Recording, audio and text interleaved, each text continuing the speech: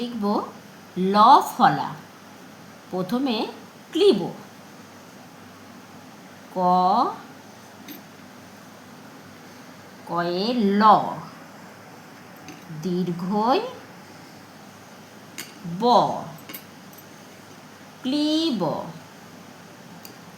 তারপর লিখব গ্লানি, গয়ে লয়ে আকার,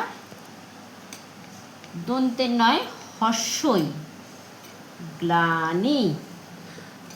তারপর লিখব আহ্লাদ, আ হয়ে লয়ে আকার, দ, আহ্লাদ। তাহলে ক্লিব, গ্লানি, আহ্লাদ, লফলা দিয়ে 3টে শব্দ লিখলাম।